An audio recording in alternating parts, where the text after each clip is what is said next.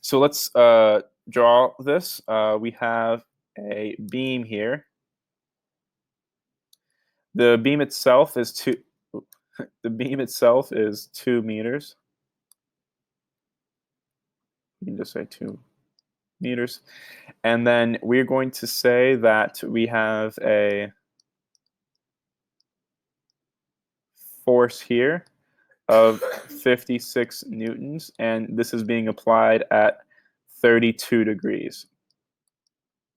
And then here, point C, the center, we have a force going like this. This is 65 newtons. And then this angle right here is 45 degrees. And then lastly, we have we can make this a little bit smaller.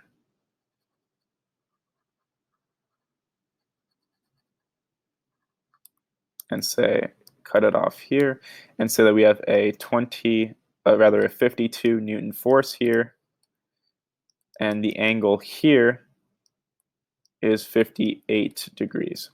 So to find the length of this entire thing is 1 meter.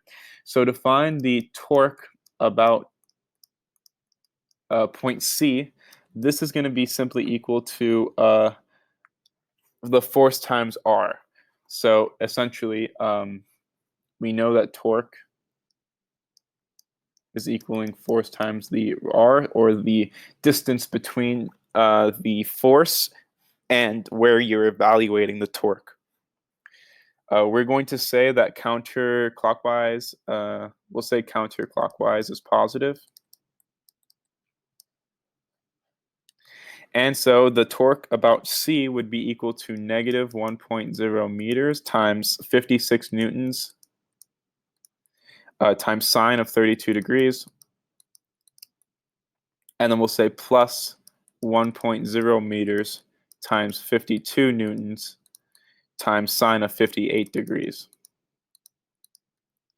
And this is giving us 14.4 Newton meters.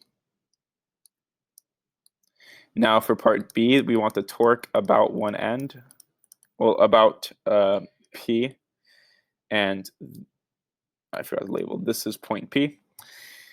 So this will equal essentially negative 2.0 meters, again, 56 newtons times sine of 32 degrees. However, this time it's 2 meters away from point P and 1 meter away from point C. And then this will be, again, plus 1 meter times 65 newtons times sine of 45 degrees.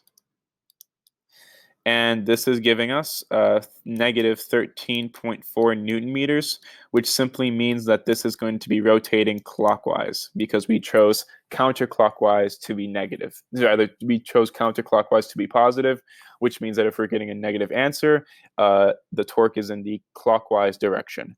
That is the end of the solution. Thank you for watching.